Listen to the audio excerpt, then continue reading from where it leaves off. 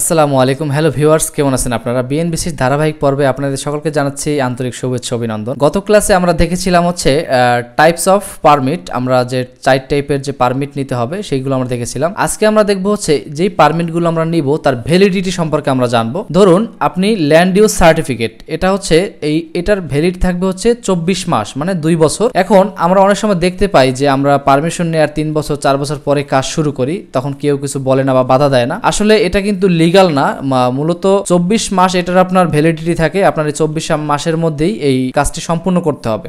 ওকে, এরপর যে প্রজেক্ট পারমিটের পরে 24 মাস এর ভ্যালিডিটি থাকে, এর মধ্যে আপনাকে কাজ সম্পন্ন করতে হবে। তারপর যে বিল্ডিং পারমিট, এটার ভ্যালিডিটি থাকে হচ্ছে 36 মাস এবং অবশ্যই এর মধ্যে আপনাকে প্লিন্থ লেভেল পর্যন্ত কাজ সম্পন্ন করতে হবে। ওকে, এরপরে আছে হচ্ছে অকুপেশন সার্টিফিকেট। এই অকুপেশন সার্টিফিকেট হচ্ছে যতদিন আপনার নামে জমি থাকবে, মানে এটা আনলিমিটেড হচ্ছে মেয়াদ। এরপরে আমরা দেখবো হচ্ছে পেপারের যে সাইজগুলো আমরা ব্যবহার করতে পারবো এই ড্রয়িং রিলেটেড বা ড্রয়িং ডিজাইন পারপাস, সেই পেপার সাইজগুলো হচ্ছে বিএনবিসি A4 থেকে A0 পর্যন্ত পারমিশন দিয়েছে, কিন্তু নরমালি আমরা বিভিন্ন ক্ষেত্রে দেখতে পাই এর বাইরেও সাইজগুলো ব্যবহার করা হয়। আসলে এক এক পৌরসভা বা সিটি কর্পোরেশন, রাজুক এক এক সময় বা এক এক টাইপের নিয়ম থাকে যে এখানে বিভিন্ন টাইপের পেপারগুলো দেয়া হয় বা দিতে হয়। সেক্ষেত্রে এই রুলসটা অনেক ক্ষেত্রে ফলো করা হয় না। তবে বিএনবিসি যেটা বলে দিয়েছে সেটা হচ্ছে A4 থেকে A0 পর্যন্ত আমরা এই আমাদের ড্রয়িং পারপাস ব্যবহার করতে পারবো। ওকে, এরপরে কিছু টাইপের ওয়ার্ক আছে যেগুলোর জন্য কোনো পারমিশন নিতে হয় না, যেমন সরকারি কাজ, রেলওয়ের কাজ, ন্যাশনাল হাইওয়ে, তারপরে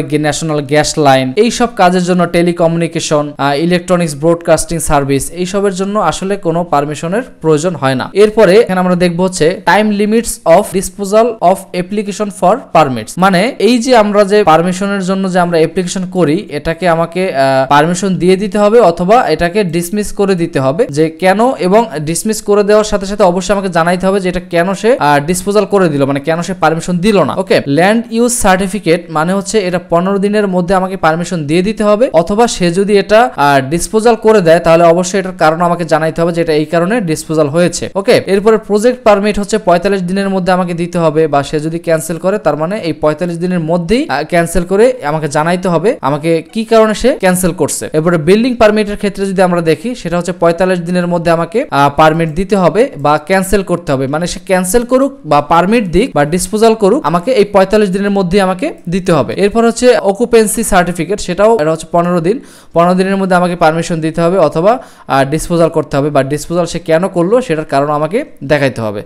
তাহলে আজকের মতো এ পর্যন্ত, ভালো থাকবেন, আশা করি বুঝতে পেরেছেন। আসসালামু আলাইকুম ওয়া রাহমাতুল্লাহি ওয়া বারাকাতুহু। তাহলে যতটুকু দেখিয়েছি আশা করি বুঝতে পেরেছেন। আজকের মতো এ পর্যন্ত, ভালো থাকবেন। আসসালামু আলাইকুম ওয়া রাহমাতুল্লাহ।